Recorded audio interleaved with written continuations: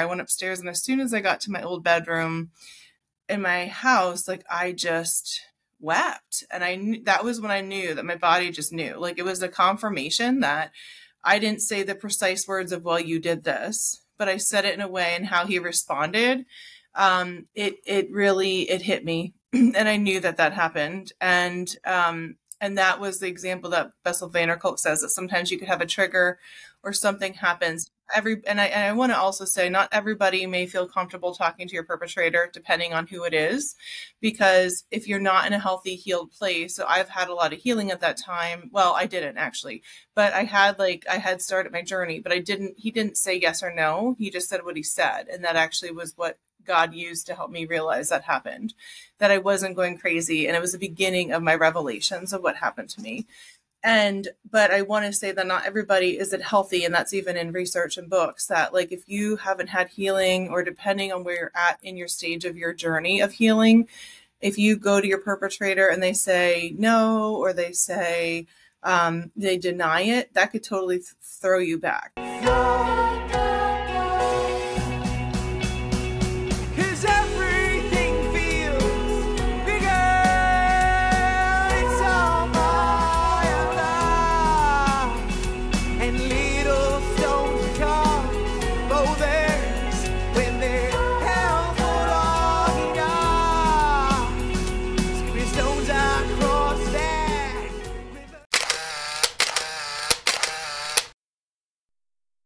Good morning, good afternoon, good evening, everyone. You are listening to Don't Be Afraid to Talk podcast with James. I believe if we are going to affect change, we must go back to the basic, which for me, in essence, is conversations. Talking and listening is key for growth, and I hope our stories will bring us together and we can draw inspiration from each other. Conversation will include topics such as mental and physical health, trauma and its effect, suicidal thoughts, recovery, and well-being. We will continue to raise awareness and offer a different perspective, a mindset, or an idea that could inspire you to take charge of your well-being and to grow as a human being. Thank you for joining us today for another episode. Today I'm joined by Amanda, who is an author, educator, consultant, and international speaker. And this is actually a second time coming back here. Thank you for coming back. Absolutely. And today she's going to share with you her story of trauma, abuse, rejection, and finding her voice. If you're listening, have an open mind, and we hope you can learn something from this episode. Amanda, how are you? I'm well. Thanks for having me back, James. Nice to see you. Thank you. Thank you for coming back on. So, there's too much to cover from our last episode, so we're doing a separate one. So it's totally two different things. Yeah, so... And we're going to start with, oh my God, sorry. Sorry, some water here. So we're going to start with our 1-for-1 game. Different questions this time, different words. So I'll give you a word, and you say the first word that comes to your mind. Okay. So the first one is adventure. Hiking. Romance. Relationships. Volunteering. Serving. Saxophone. Clarinet. And the last one, shark. Ocean. Fantastic. That's great. Thank you. Thank you. So what is...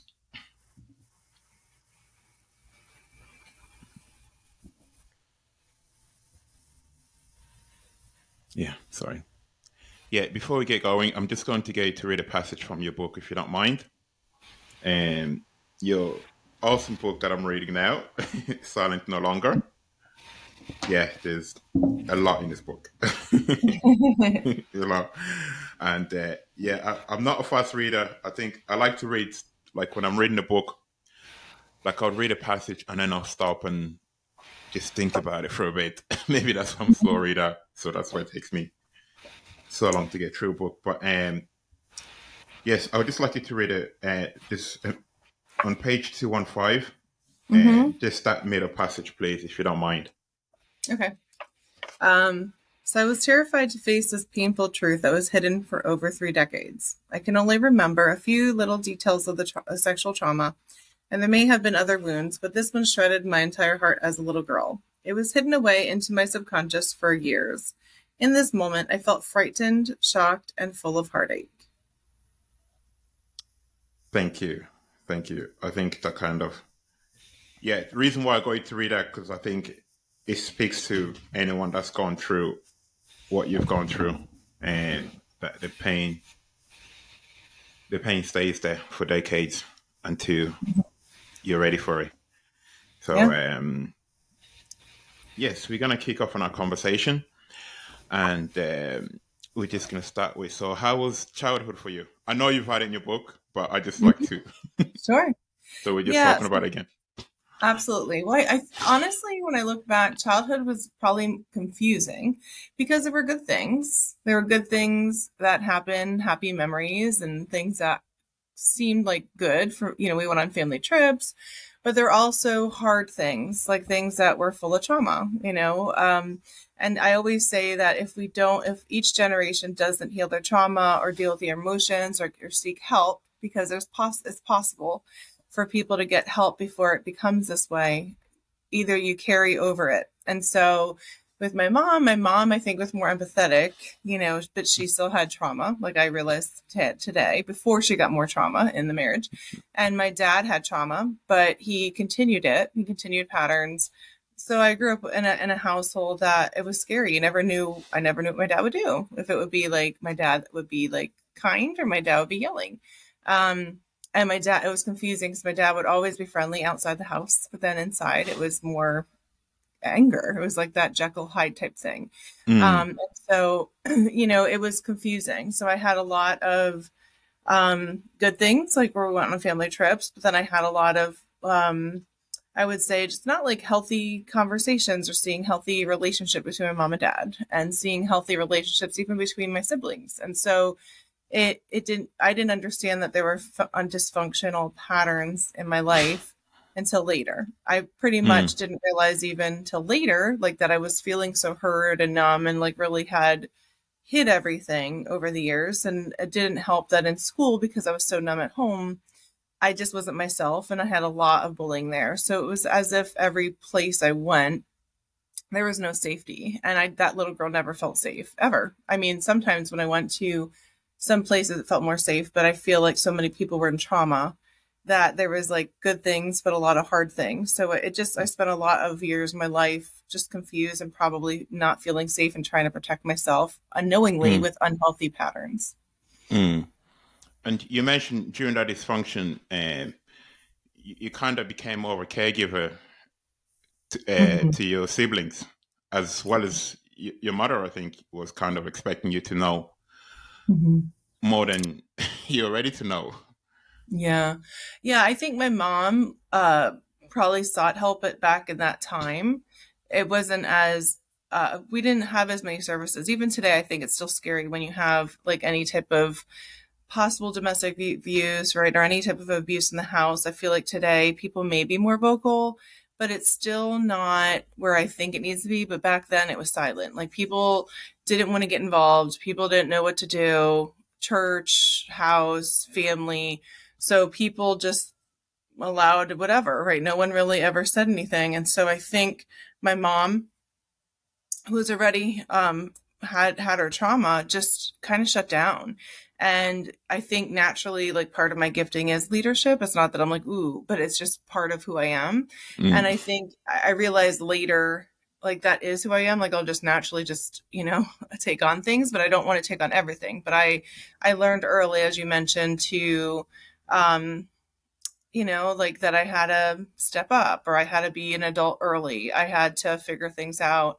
And I think definitely for my sister and brother, like at that time, I probably wasn't in a good place. So I probably was more bossy, and they see me as more bossy and, just not as nice. And I was really miserable. So I know that I probably wasn't as kind or like how I am today. Like there's been a lot of work, but I think also probably there's a lot of resentment. Like I know there was, resentment that I had to take care of things, or, things I didn't even realize, even when I was in middle school, because I was already in my own state. But then, later when my mom had her own set of mental illnesses, probably from the abuse she endured. It just was hard because I was like, I already had my dad, like, who was struggling with his own addictions and drug stuff. And then I had my mom who shut down. So it was like, okay, and I'm a kid who was needing help, but my parents didn't realize it. So I think I had to sort of function in that. And that was really tough. Mm. And do you think, looking back now, the resentment that you had for your siblings, not intentionally, of course, Mm-hmm. do you think that was because the anger that you felt of what was happening, but you didn't really know what to do with what's happening? Yeah, it's a good question. I think I did. Yeah. Because when you're young and things happen, like the emotional abuse or different patterns, or again, as I uncover, like even sexual trauma that happened with them, and even there was a great uncle I kind of shared, but, like just different stuff that happened at the hands of people that were supposed to take care of me. I think, when it came to a lot of those trauma patterns, when we're young and we're kids and we're even like before even age 3 and even before, I would say in our teenage years, we still don't have the language. We don't have language for trauma and feeling violated and unprotected and all of the emotions. And where people say resilience, I don't always like using that word, because what happens is basically our brain goes numb. All of it goes into that subconscious, or you can even say unconscious, because you're literally, it's like you're like sleeping and like a walking dead with trauma at times, which I said in the beginning of the book. But it's a period of time where you just don't have the language, and you're angry or you're confused, and all these other things come in. And so for me, it really was, it took time for everything to unlock that needed to unlock, that I needed to remember. And yeah, it was more, I didn't know the language. My sisters and brothers, like, we didn't know the language. We might have fought or been angry, but we didn't know why. We didn't know why. We were also angry at times, or like if there was jealousy, and or if my sisters were more angry at me because of what we'd been through. Yeah. And was your father ever physical with the children? My dad always said that he endured like a lot more of like emotional, physical abuse, that he wouldn't hit us. But what happened, and again, my mom, like back then, it was just that unfortunate codependency type thing going on. So if we would get in trouble with my mom, like, she may, like maybe I pulled her hair, that kind of fun stuff. But she would always say, when your dad gets home, like, you might get hit. So that's like the worst thing ever, because you're waiting hours, and it was horrifying. I was always planning my escape, like, let me run away. But my dad would hit us at that point. But it was always scary, because I would always think that my dad was going to hit me. Now sometimes he may, but like, he had his hand like raised like he would. And there were times where like I felt like I used to run around the table just to avoid it. Like if he was really angry about something, like if we got in trouble. So I would say there was more of the emotional, physical abuse, or I mean, not physical. There was more emotional and verbal abuse that was happening that really tore me down. And in terms of the physical abuse, I would say it was not as much, but it still was scary, because, like if I had to wait for punishment, that was not fun. No, geez, that expression, wait till your father gets home. Yeah, I will not use that. I'm just saying, I've learned, I'm not using it. Yeah, it's real, like, you start planning your escape. You do, because you're like, oh, what? Yeah. What would happen? And when did your abuse start? Like your sexual abuse? Was that from that I think had started. So like, when I had this stuff uncovered, I believe God was just showing me there was just different people. Not everybody do I know. And that was like kind of after this book, but definitely I had a great uncle that when I was younger, I didn't realize. So that was really the focus in here of this book. And so the great uncle, I just had like vague memories, and I was like, okay, am I going crazy? And so I really think it started like at age 3 or 4, like when I was younger. And like, I remember going on some trips, and I never put the pieces together. Even when I went to school, like when I was in kindergarten, I used to pee my pants, which sometimes people might, but like, that's usually a sign. Like if you're like, I remember, I'm like, why am I peeing my pants? But, and I remember like this one dream I had where I was in a crib, and then all of a sudden, and I think I was at this great uncle, I was like in my crib, 3 or 4, and I saw this person coming into the room, and that was it. It was like late at night, really dark. And I just remember standing up and someone coming in, but that was it. That's all I remember, and that really helped. I believe something happened, right? Because I have a blocked memory after that. Like someone was just coming in and that was it. And so I feel like it was early, early on. And it was, I didn't know, like Bessel van der Kolk, he has a great book called The Body Keeps Score. If it really talks about the brain and body disconnect. And so I think years later, when I did go out with that uncle, which I do talk about in my book, it's, I wanted to address it. And it was awkward because this uncle would always like hit on me. It's kind of creepy, right? Like I'm like 10 or 11. He would try to like hit my butt, like at like parties, like who does that? Right. Just really creepy stuff.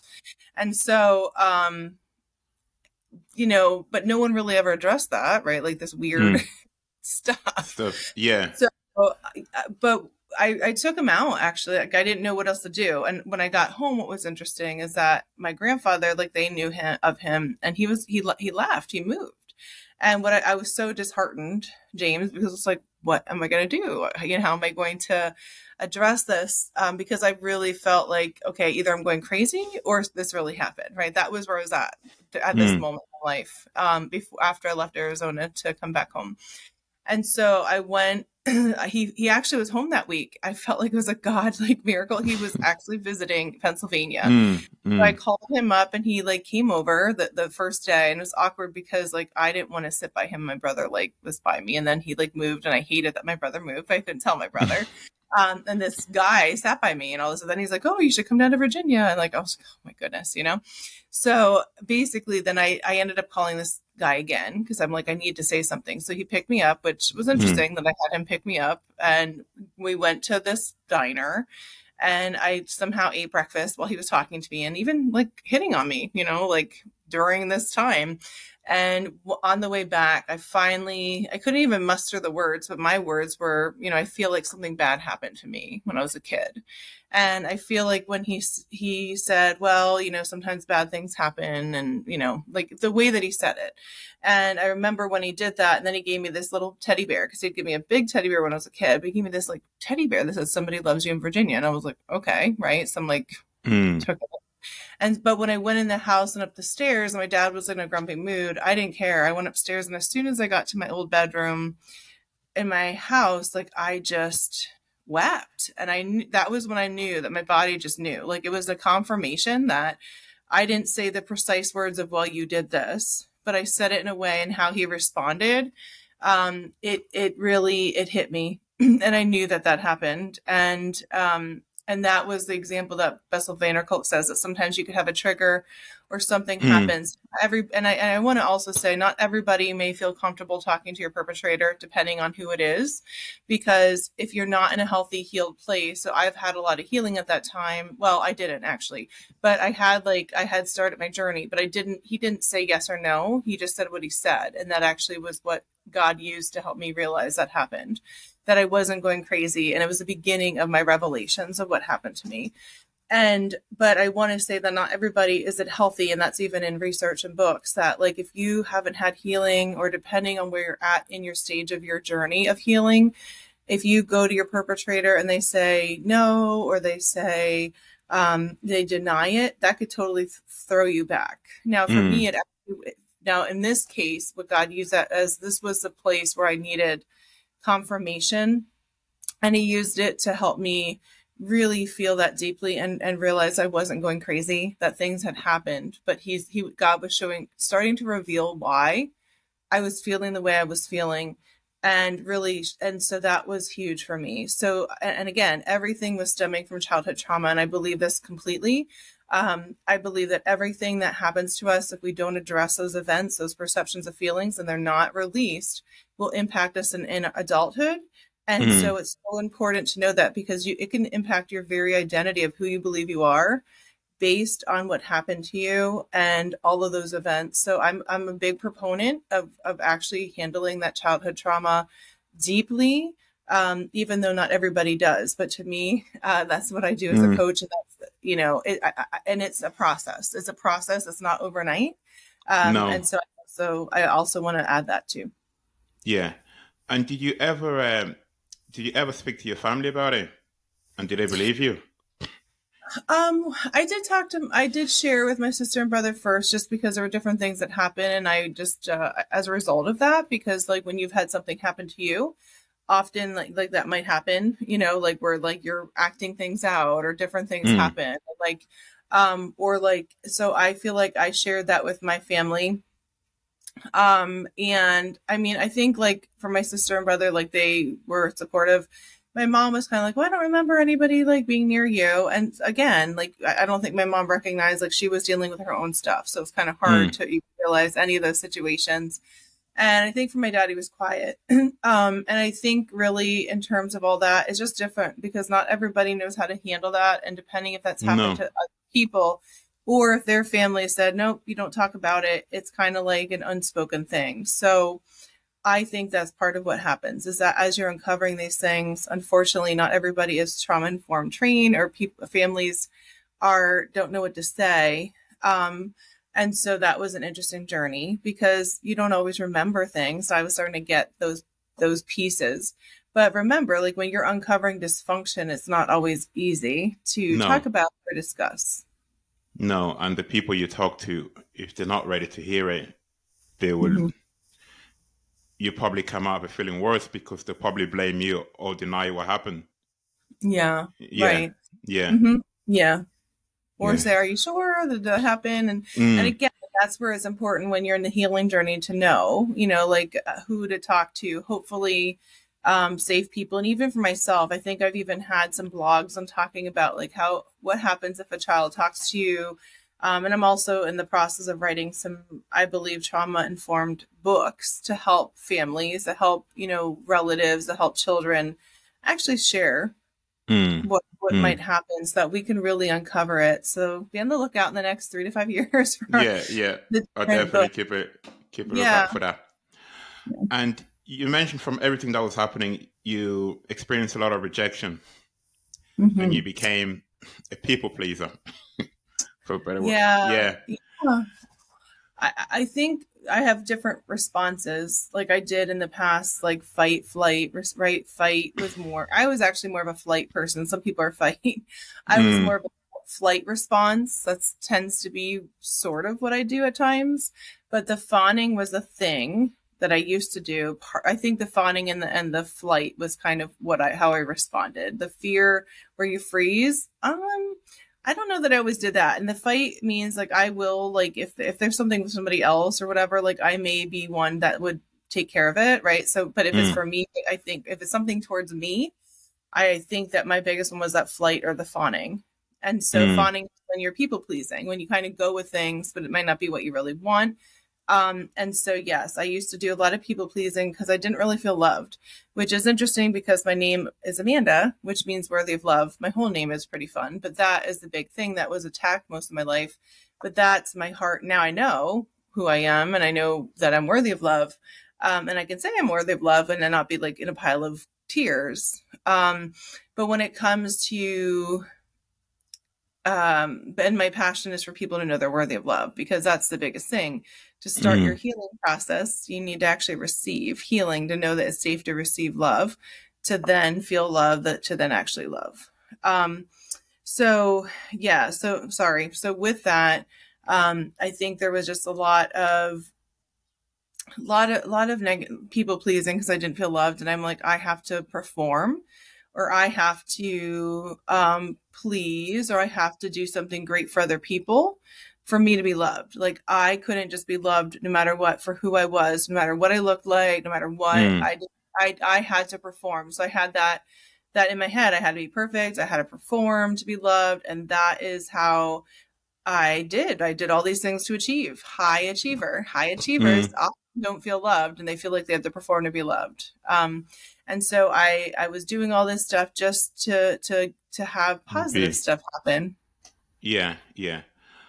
And to soothe yourself or to escape from the feeling of the unworthiness that you're feeling around this time. Mm-hmm. You mentioned that you turn to food as for Mm-hmm. comfort. Yeah. That's one of the things that you did. Yeah. Mm-hmm. Yes. And I think even early on, because you, and depending on the person, but I think if you're not if you're not protected and you don't feel protected, for me, it was a way to hide. Like I went into hiding probably early on. And so because there were so many attacks on me, it was, and it really, to me, even anything to do with like food, it's also a form of self-harm. Like there's so many things that be a form of self-harm. Like there's thousands of things that could be a form of self-harm, and even the ways that we think it's self-protection, but it's really self-harm.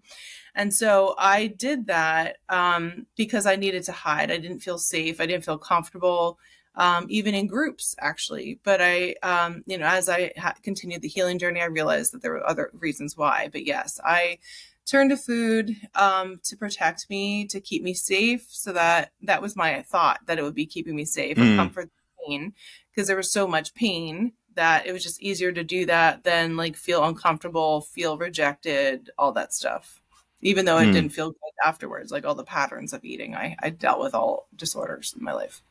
Yeah. And do you think with eating disorder, I know people looking outside will just think eating disorder is something that people choose to become.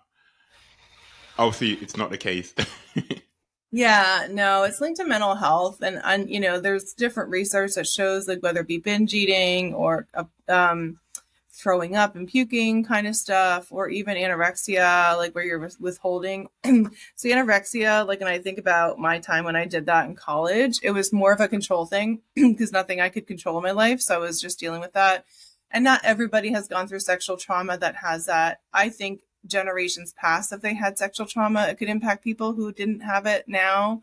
But there could be like feelings of not feeling good enough or perfection that lead to that. But a lot of times there's sexual trauma involved, especially for people who are compulsive eating. There's a lot of sexual trauma involved because they're trying to hide. They're trying to be protected. They feel horrible about themselves. They feel like they deserve it. It's harming themselves because they've already been harmed. So they're like, why not? Bulimia, it's almost like you're trying to get out your emotions. You just don't know how.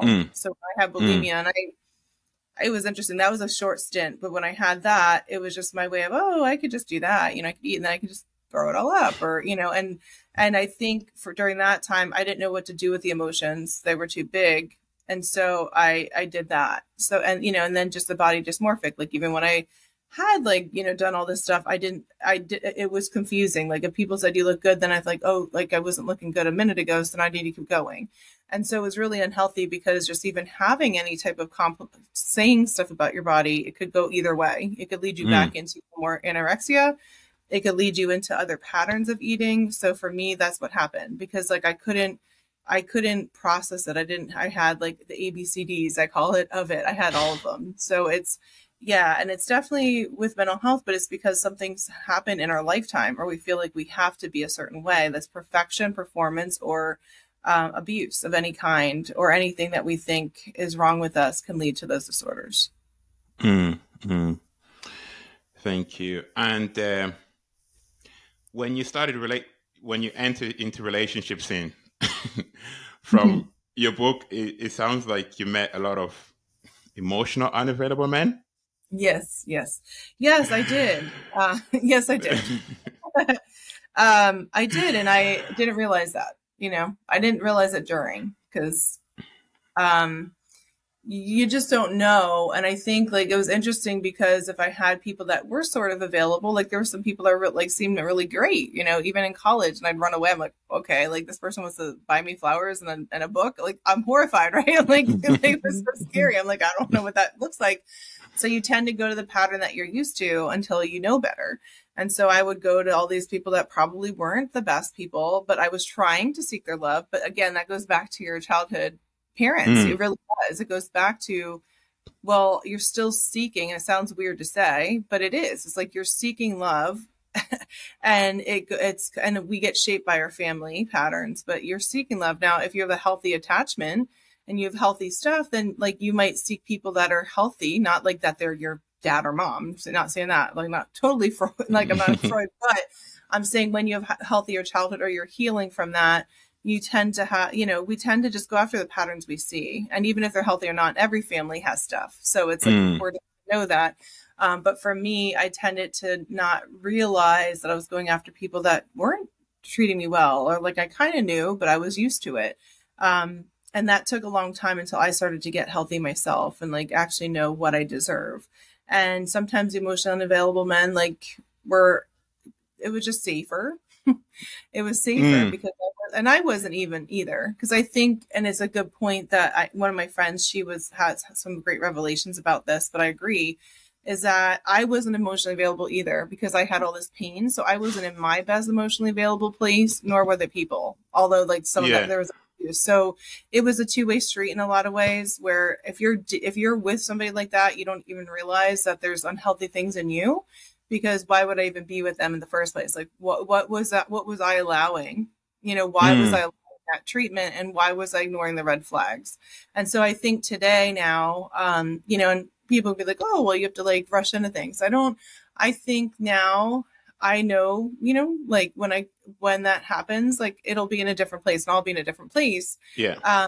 But it is important to know, like, I'm always, there's going to be ongoing healing, but I know differently what, who I am and what I carry and like what I want, versus just kind of going with people just to go with people, or thinking it's great, kind of really understanding what that looks like, not being emotionally available now.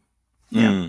So unconsciously around that time, you're looking for approval from people, maybe, and for people to just love you.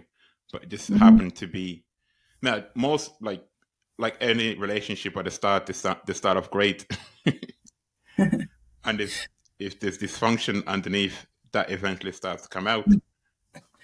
Yeah, it does. And I think before, my approach now is way different. I was like a very different place, and I have very different values. So for me, I feel like it's like where I may have had like 20 million options. I could still, but I have it's narrowed because of who I am, my own personal beliefs, and I think also like where I'm at and what I want in my life. So that really narrows it down in a good way. Knowing that, because, I'm a person of faith and I believe that's important to me. And I also feel like just even like my own personal convictions, like it's important to have someone, again, like I feel like it's like Amos, like, two people can't walk ahead if they're in completely different beliefs, are completely, and some people believe that. Now, some of you watching, that's okay with you, but for me, I want someone that's like-minded and like walking towards the same goal and and belief, meaning like, and even how to treat each other, but also like the things that I'm called to, right? I need, you want someone that has that support that's going that way too. So. Yeah. And so I wrote a question here. Which number was it? Sorry.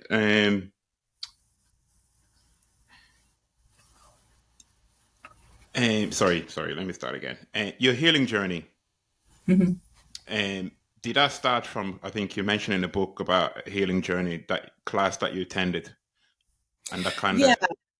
Yeah, but I would say my healing journey actually began, I think, just because I didn't know, even though it wasn't as intensive, my healing journey really began after I left my house, for college. Even though I've come back, but I didn't realize at first that when I went there, like a lot of the guys, like they didn't say things to me that I was hearing at home. And I think that first year afterwards, I was angry. I kind of talked about that, but I was angry, and I knew I was angry at my dad, but I didn't know why. And it was because I realized, oh my gosh, like I don't have that treatment there, and that was where I started to unravel that. Even though I was kind of going into other stuff during that time. And then I would say, then I think in my early 20s, like when I went out to Arizona, it was like meeting with friends, I still was dealing with things. And I feel like when I came back at age 26, I started to unravel, it just took me, in my 20s, I started to unravel like some of the sexual abuse, the revelations to help. And then I think there was more pain because I was in relationships and just kind of doing stuff that, again, added trauma responses. And then I would say, in the past, I would say like 11 years have been a deeper and more intense. In the last 5 have been really intensive in terms of my healing, my intentional healing, and just unraveling things that, really, really, unraveling things. They're not triggers. So whenever there is a trigger, I realize what else is going on, right? Why am I responding higher at a higher intensity? And even like it was interesting because like, when our family gets together, sometimes because my sister and brother, like when we're not always home, even though like we'll talk, but when we're together, because like I'm here, I'm like more closer to home. We've had talks about this. They're not. So it's like it unravels, like they come back to things they haven't dealt with. And so that can be intensive. And then at some point I end up like getting tired and then I like have a trigger because I'm like, oh man. Right. So then I'm like, okay, what's going on? You know? And so that's my big question always is what am I still dealing with? Like, what do I need to release? You know, why am I responding this way? Um, so yeah, and the healing classes was a deeper part. Like that was I think 6 or 7 years ago. So that was a deeper start to my journey to really untangle beliefs I had about myself, beliefs of where I thought I was and where I really was. And to really help me understand what I was believing. Because a lot of times when we're in a wounded place, we lead with our feelings and not our actual beliefs. So we take our feelings as facts, and even in counseling, my feelings aren't facts. But in our society, I really actually think that we say that, but we don't follow through with that. We think our feelings are facts, and they're not. And your trip to Haiti? Yeah. Yes, that was quite interesting. Yes, my trip to Haiti. That was interesting because I still was not, and I didn't know my giftings. I didn't know. Very sensitive to land and shifting to different places. And because of all the stuff that happened to me and the trauma, it was really interesting. I had no idea that I'd respond that way, but it really was a time where I literally felt like God was calling me because I didn't even ask him to go, but he protected me. And I realized like he was just wooing me back to him. And I left there with like more joy, and he was savior, but he was Lord when I left, you know, and I think he drew me closer because when you go through trauma, like you also don't realize why you weren't protected. And a lot of times it's healing from, sometimes we get offended at God, Jesus, or Holy Spirit. Now I'm a believer in the Christian faith, but I didn't realize it because a lot of the stuff I was going through, God revealed later, was a lot of times we don't feel safe because we're like, why didn't someone protect me? Especially if it wasn't my family. Why didn't God protect me? Why didn't Jesus protect me? So it's almost like I had to heal knowing that Jesus, God, and Holy Spirit are all safe. And it really went God, then it went Jesus, then it went Holy Spirit. And knowing that they're all safe, the Trinity. And that I see all the time in coaching women and even men and children. Like it's when you've had abuse, knowing that they're safe and reestablishing safety takes time. It takes time to unlock and not self-protect. You mentioned during your trip to Haiti, I think something happened in one of the rooms where everyone was praying, and I think the priest asked a question or something.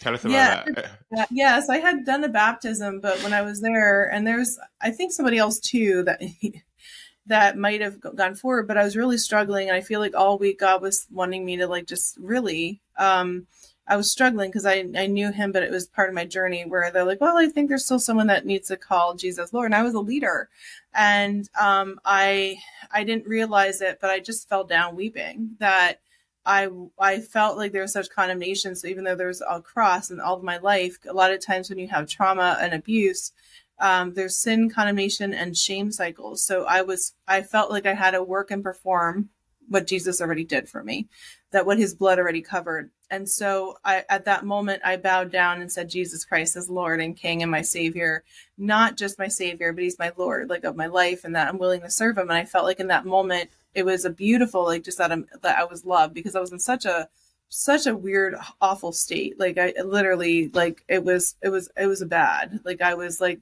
I feel like that was the moment where God just scooped me up in his hand and said, I have you. And I'm going to continue to heal you, and you're going to be who you're called to be. Because, you know, I definitely have heard many a times that I could have not been here anymore. But because like God's mercy, here I am, you know, to share my story, to bring many people to know that God is good and Jesus is good, even in all this stuff. And he never intends for people to be hurt.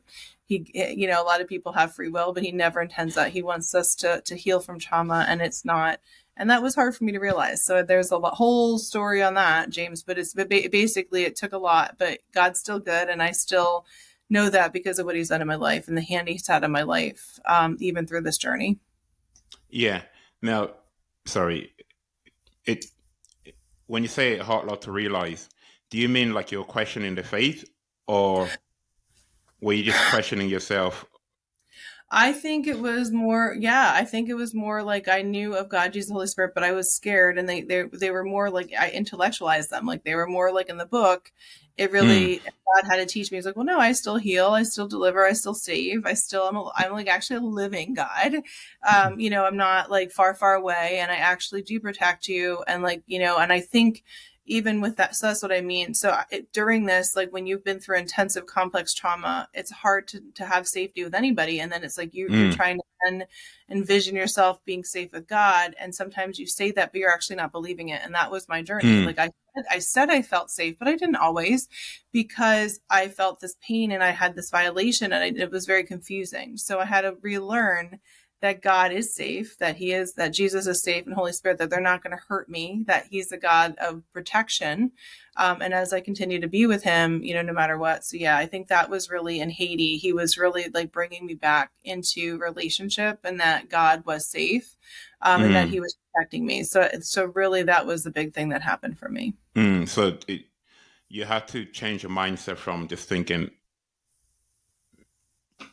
from having the idea that Jesus and God, and actually believing it. That Yeah. yeah. Yeah, that they protect you. And again, like depending on the abuses, because there's very different kinds of abuses, and especially sexual trauma, you might think Mm, that some people are dealing with that, in their households, or like with other people, or like family or cousins or whatever, and they're crying out to Jesus, and he never comes to save them, and that's their mindset. So then how can you, right? So if you have that belief because no one protected you, then it's like you're undoing that, and God's like undoing that as you're going through this, and then he shows you. Because like the biggest thing for me, and this might be for people, again, everybody is different on a different mm, journey, but for me, I was like, well, Jesus, how could you just stare? Like, how could you just be in the room and weep? Like, I just, like, to me, that's what I had. And then there was a time where Jesus showed me that he was actually taking the abuse with me. He was covering me. And so when he showed me that, it changed everything. And I realized, wow, he took it all, like not just on the cross, but he took that in that moment with me. And mm, he actually, everything that I had experienced, he was there with me. And I needed to understand that, like, he had taken all of it when he said all is all. And that to me, changed everything. He wasn't just far, far away. He actually was there, and he had his hand on my life, and he protected me like he was protecting me, and he mm, took it too. And I think realizing like a God that would take everything with you, and then help you get through your healing, to me, that it changed everything. I realized that he wasn't distant. He actually wanted to be there, and he wanted people to make different choices, but that he was willing to help me heal. mm, mm. You mentioned a part of your book with your father when he overdosed. Now, he didn't really believe in God, but it was only when he was in a bad place that he actually asked for prayer. Yeah, and I had been praying for my dad a long time, and every time I talk about it, he was just like angry, because there was just a lot of drugs and alcohol. And even though I wasn't completely right, like I always had this faith. I always went to church, I always had this connection. But again, in that moment, God, I didn't realize I intercede. I do a lot of prayer, and so God was showing me. And my dad, when I think he could have died that day, but I just knew to pray, and I prayed with him, and he got like that strength that was God, it was Jesus Mm, healing him, but, just praying for him, and he was able to, sleep that off. And then I think a week or so later, he was going around churches, and I think that was God like bringing him into a new place where he actually started to read the Bible, and God was like awakening him to like his actual like identity again, because anything abuse confuses us in our identity. It just confuses who we totally. are. And so my dad, I think, started to come around. Now he's still, was healing. And the thing is, like, when you're not taught, like, there's a generational gap, because now there's a lot more people talking about it that are younger, but then you have older people that were always told don't talk about it, just slide under the rug. So now we have this generation where not everybody can talk, because some people are like, well, it's done with, but that's not it. Like it's now time that we're talking about it. So a lot of older people in their 60s, 80s, even though it's all that, because I'm doing like counseling degree, a lot of people when they're older, it's harder for them to get help because they were never told to get help. And they were told, like, I've even had friends in their 50s, 60s that are 60s that were like slapped across the face when they talked about it, because they're like, no, we don't talk about that. You know, it didn't happen. So it's very confusing when you have people that are older that were told don't talk about it. So they think we shouldn't talk about it because that's what they were taught as a pattern.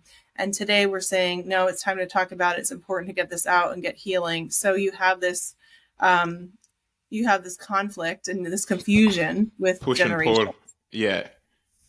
Yeah. It's like, yeah, they were raised with, we don't talk about anything like that. And that's the way it is. That's the way it is. So, yeah. Yeah. And when you say finding your voice, how did that look like for you? When you eventually started to speak up? I'm sure it wasn't easy. Yeah, I think that it was, I think it was like hidden, you know, really, like I had my voice hidden. And so it took time for me to really identify the things that happened where I stopped speaking, or even in school where I didn't defend myself, or I didn't speak up, or I didn't share how I really felt, or even be myself. Like I just was like whatever people wanted me to be. And I was so mad because I was voted most shyest in like my senior year. And it wasn't me. I was like, I just didn't talk to people because there's so much stuff going on. That's not a good award to win.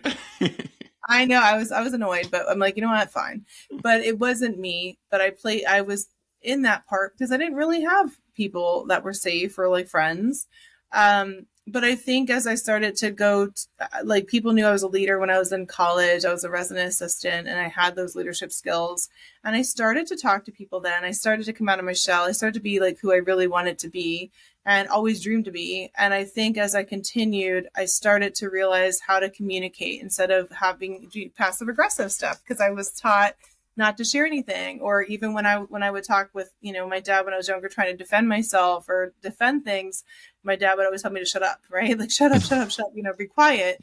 And I felt like even as I was getting ready towards my book, because it was more intensive, like my dad would try to be like, no, you have to be silent. I'm like, no, I'm never going to be silent again. And actually my necklace here, I had a friend give me, it says silence with a line through it because it took time. But now I feel like whether I'm speaking on behalf of like sharing my story or advocating for other people, no matter how scary it might be, because I know in my field, I'm in education and I have my degree in counseling, but I have deeper again, everybody has different things that come, but I have understanding of things that have impacted children. And I have a passion to help people know who they are. I'm a breakthrough coach, but really identity coach. So really helping people know who they are and the different things that have impacted them in childhood and across their lifetime that has shaped who they are today.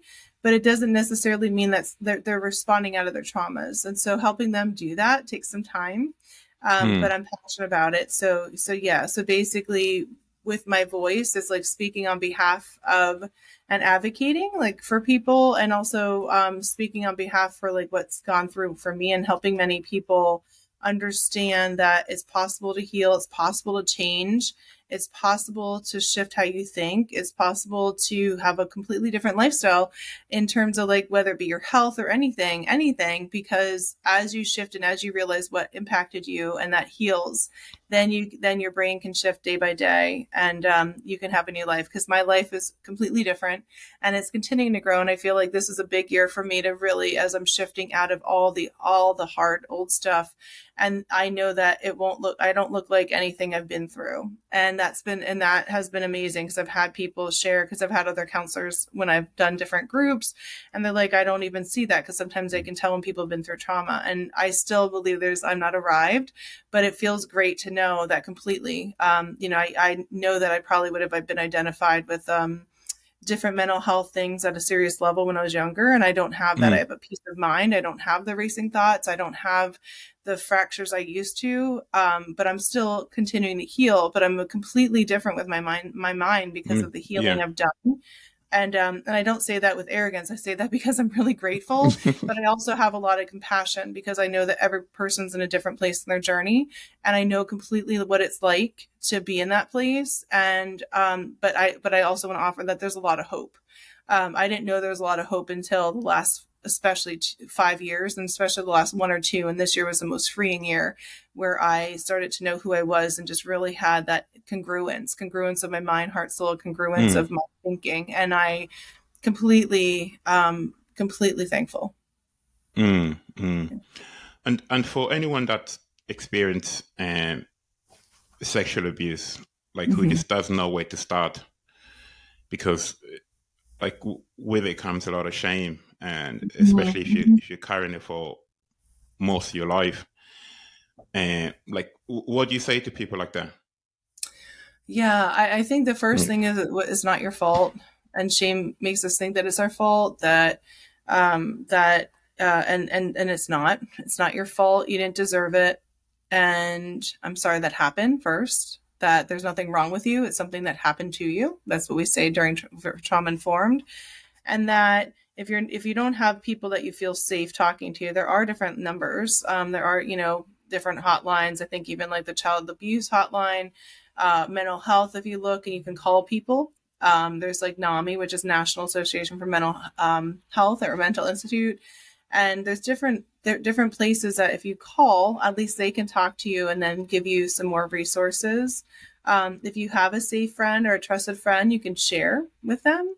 Obviously, if you're young, like if you're under a certain age and you're really not an adult, then that's important, because if you are sharing that with adults, know that there's mandated reporters, again, depending on countries, but usually like even where I live, that there's mandated reporters. So if you are sharing it, it's not that we're wanting to get people in trouble, but it's important to report that because something happened to you and you're young and it shouldn't have happened, and not to be afraid. But that may happen if you speak that to somebody, because whenever we share something like that, it's important to get that help. So I would say, again, seeking out a safe person.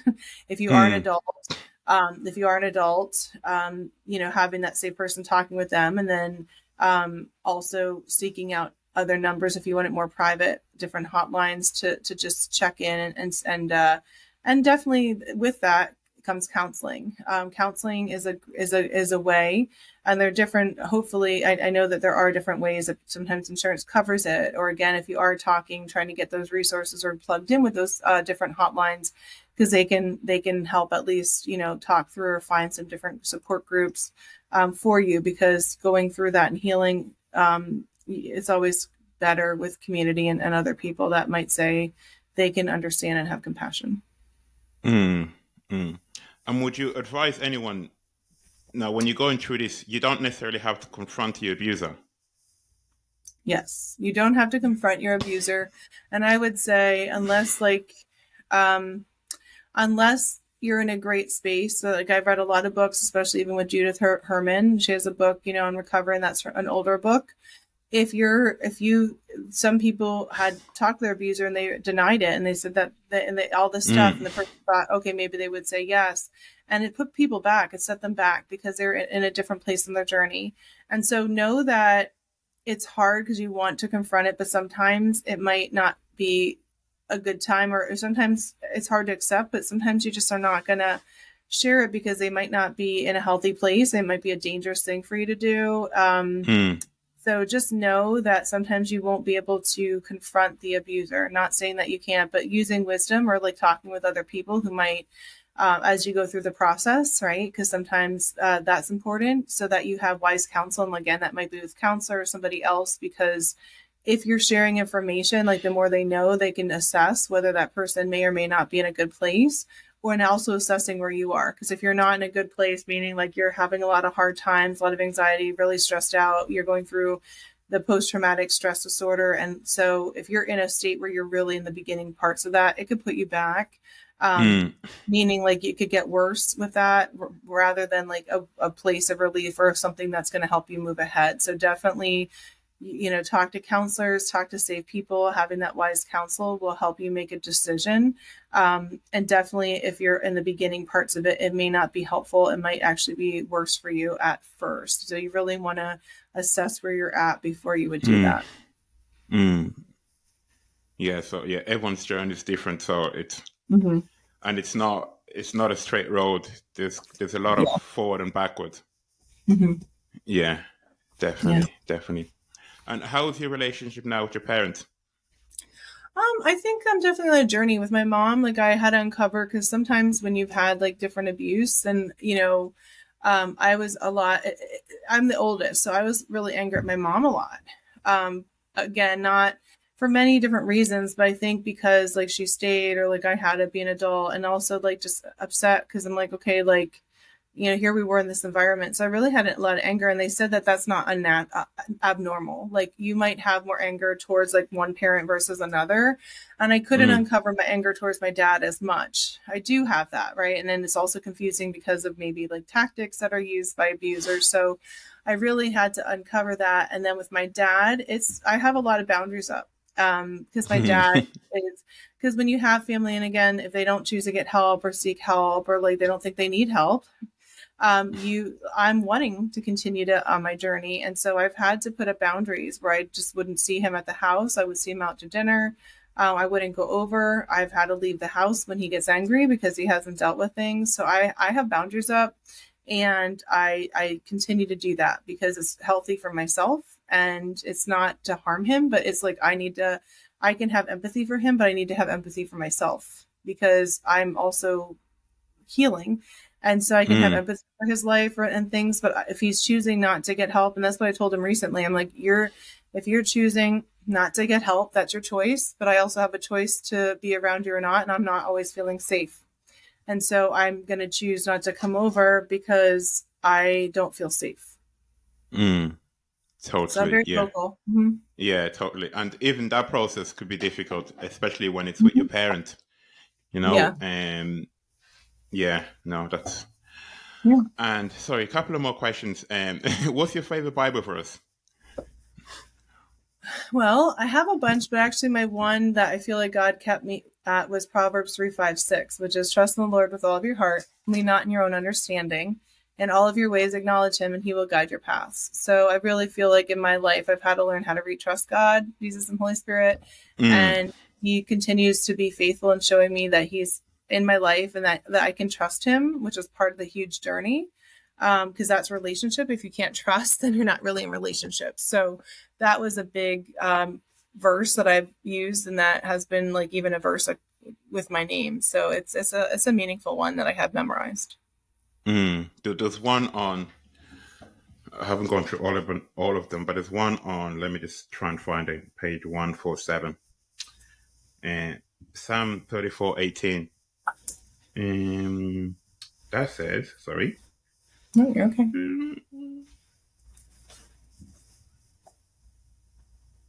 Oh my God, am I looking at the wrong thing? Sorry. 147. It's okay. 147. And I knew that God was near me because he's close to the brokenhearted. Yeah. I really like that one. Yeah, yes. Oh yeah, that was, Psalm 34. Yeah, Psalm 34 is actually a meaningful psalm for me, but yes, he is. And I think that's actually a big point, is that what I've realized, and this is hard for a lot of people, but it's kind of like Mary with the alabaster jar when she poured it out, she wept at Jesus' feet and after he had healed her, and she had no shame and she was at him. And that's pretty much what the posture that God wants for us. And like so many times we try to just act like we got together, but what she was showing there was she had no shame, because in the garden we started to have shame. So she came right to Jesus with no shame, broken. And our 100% brokenness is how God can 100% fill us and with his light and his love, because we are, so like my 100% weakness, my 100% brokenness. So I've learned that the more broken, the weeping, the grief that I actually display, which I never had done, like God'll, I never know what he's going to have to do when I'm speaking, but he wants us to be in that posture. So we're a house of joy as much as a house of mourning. And so when we're able to come to him like that, he can meet us and he can actually help us and heal us, because we're coming in a posture of humility and knowing that we're brokenhearted without him and we need him. So that's a very important verse for me, knowing that it's okay to do that and it's okay to have emotions and express how I'm feeling, because God can handle it. And and we're not cursing ourselves by saying how we feel, because he can hear all of our inner thoughts. So I'm like, okay, And he taught me that a long time ago. When I was angry, I had to just share it, and then I had peace. And I looked around, I was like, what? I just told you I was angry at you. But that's a relation. He's like, well, I already know. So it's us expressing that so he can heal it. And then we can actually, talk with him. That's walking in the garden side by side and saying, this is how I'm feeling. And that's the relationship God wants with us. Yeah, definitely. Before asking my last two questions, I'm going to ask you to read another passage, if you don't mind, from your book. And this one is on page not 147, because I was on that, sorry. 196. Okay. So this is the bold text on 196, and then I'll ask you my final two questions. Please. Yeah, this was, sure. And this was a big passage that I had, but I said, I never said you are beautiful, although it was what you desired most, to be called beautiful, to be loved and cherished, to be heard, to be known, to be seen. Yeah, I just thought I was beautiful. and I think that's what every child wants. Yeah, I think so. And that's what God wants. Yeah, I think that we all do. So it's interesting because, and that, so look, it's very different when we realize that we are. Super. And my final two question is, what does well-being mean to you?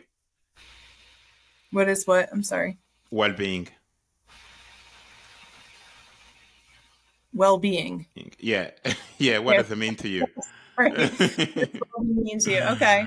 So I think it means taking care of yourself in many different ways. So it's a whole picture. I think it's mind, body, soul, spirit. It's like the whole thing. So like our emotions, our physical, our spiritual, and the internal, like our internal out. So internal meaning like us knowing we're loved, that we're valued, that we're worthy, us knowing that we are good enough, like really going through all those beliefs. And when we actually are being, like when we know who we are without any validation from anybody else, then who we are leads into what we do. So when we know who we are and we actually believe that we're worthy and full of value, then we're going to treat ourselves that way. We're going to treat others that way. And then we're going to take care of ourselves in every area and continue to grow and nourish that way, right? It's almost like a tree always brings life and grows, and it protects or covers. So like we start to grow and we become the healthy version of ourselves in all aspects, but it's really inside out. So inside is the huge part that leads to the outside. Fantastic. And my final question, what's one thing you're proud of? I'm proud of learning how to change and learning how to express myself and learning how to release emotions. I think everything, and just really, and the biggest thing is I'm really proud to know that I love myself and that I'm valuable. After all these years, I think that all came with the healing and the release. So that is a big deal for me. And so it's more of the internal work that I've done than any achievement that I've ever done. Definitely. Oh, thank you. Yeah. And I don't know. So is it okay if I show the book? Is that okay? Oh, yeah. Okay. Yeah. I have my copy here. Oh, you do? Yeah. So it's called Silent No Longer, Finding My Voice After Complex Trauma, Dr.Amanda Helman. And definitely it's my journey up until 2019, but I released this book in November 26th of 2021. But it definitely was my journey through 2019. And there's probably going to be other books at some point about the rest of the revelations. But yeah. There's Amazon. You can get it on Amazon. There's a lot of honesty on that book. That book, yeah. It's pretty honest. Yeah.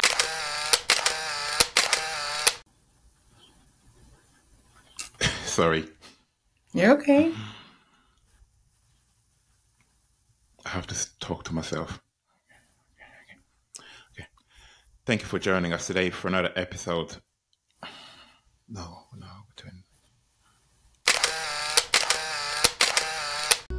If you enjoyed today's episode, I would really appreciate it if you could leave a quick review on my Facebook page, Don't Be Afraid to Talk, or DM me on Instagram. The show notes will include all of the relevant links from today's episode.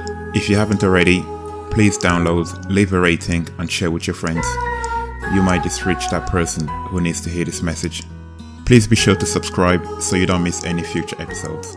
I am James Lumumba, signing off with gratitude.